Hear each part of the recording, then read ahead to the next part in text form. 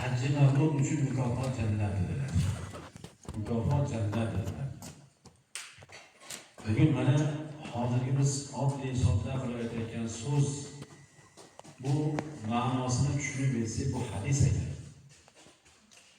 Ya'ni Baytullohga do'stlashib, Baytullohga safardosh bo'lish, birga tavof qilib, birga u bilan duoga qo'l ochib, bu yerda tarbiya aytib, namozlarni birga o'qib, mehmonxonalarda birga turgan kishilar inshaalloh bu Xudoyim qabul qilsin hammamizdan bu jannatning vasiqasi inshaalloh. Shuning uchun ham bilmaymiz bu yig'inlarning ichida boshqacha bir hayzga ega. Hozir yig'ilish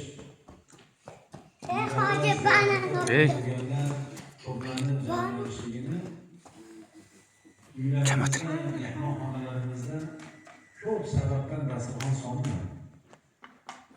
Ko'p sababdan, ammo hammasining ichida bir faizli, boshqacha bir e'tiborlisi bu mana shu ulug' safarda birga bo'lganlarni yig'ilish. Alloh rahmat qilsin. Otalar 91-yilda hajga bordilar. 90-yili boraman deganlarda sog'liqlari kelganmasdan nasib ekan qoldilar. O'zlari aytib beradilar, keyin ko'p yillar xafa bo'lib yurdilar, bir yil. Hatto dadamdan ham amakimdan ham xafa bo'lib yurdilar. Sizlar mani jo'natmadilar. Lekin keyin 91da nasibalarni qo'shilib borganlarida kelganlardan keyin aytganlarki, biz Shashqaroliklar ekanmiz. Xudo meni nasibani Hajji Akbarga qo'shib qo'ygan ekan. Hajji Akbarga qo'shib qo'ygan ekan. Men 90-yil borganimda 91 borolmasdim. 91-yili ana o'sha Hajji Akbar bo'lgan. Hajji Akbar bo'lgan. 100 yoshga borib qo'ygan odamlar o'zlari. Yoshlari shunaqa keksa. Yoshlari keksa. Lekin sheriklar ham aytadi, o'sha birga borganlar aytadi, rahmatni ko'plari o'tib ketganlar. Bitta qiynaldilar, borgandan keyin 2 kundan keyin o'zlari imomga o'tadigan bo'ldilar. O'zlari imomga o'tadilar. Shunaqa quvvat kelib ketdi, shunaqa yayrashdilar, yengil o'tib ketdilar. Ayniqsa o'sha Arafotda Hajji Akbar degan e'lon bo'lgandan keyin ichilariga sirmay ketdilar. Degandan keyin qarang shu 100 yoshdan oshgan odam birinchi bo'lib o'zlari qilib berganlar. Mana shuga yig'ildi. Subhanalloh. U vaqtida shu hajga borganlar, o'sha 91-yil hajga borganlar 80-90 ta odamlar. Shular bilan aksardan o'tib ketdilar, Xudo rahmat. O'sha vaqtdagi to'xta shaharda duo uylari edi. O'zlari to'xta qo'shqor so'ydirib qilganlar. Ular mana Ka'badagi, Makkadagi, Haramdagi sheriklarim deb keyin 1 yil, 2 yil o'sha umrlarning oxirigacha shu yig'inda qatnashib yurdilar. Shu yig'inda qatnashib. Endi yaqin 5 yil bo'lyapti, mana shu yig'in to'xtab qolganga, chunki aksarlari o'tib ketdi 91-yilga borganlarni. Men aytmoqchi bo'lgan narsa shuki, buni zavqi, shavqi shunaqa. Hozir ba'zi birlari bor, yoshi ulug'lar o'zlari aytib berishadi, o'sha yig'inda maqsaddan rahbarlik deyishadi. Marosimlarga borsa, birov aqiqa qiladi, birov xatmi Qur'on inson qiladi. Ma'ruza qilsa-da, xoriqib, uzoq gapirmaydilar.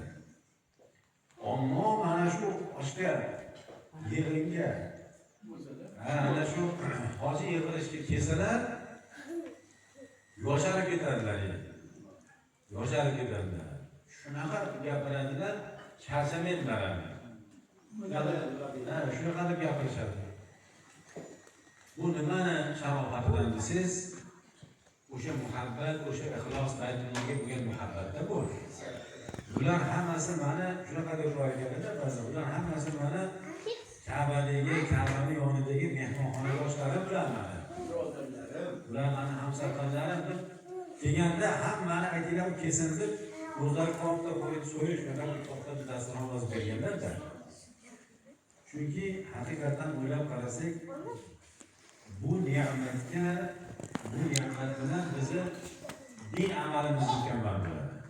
Nimaga bunchalik hajga yoki haj ibodatini, masalan, ziyoratini qilgan kishilarga, hojilarga nimaga bunchalik e'tibor bersangiz, shu amal bilan din mukammal bo'ladi. Shu amal bilan din mukammal bo'ladi.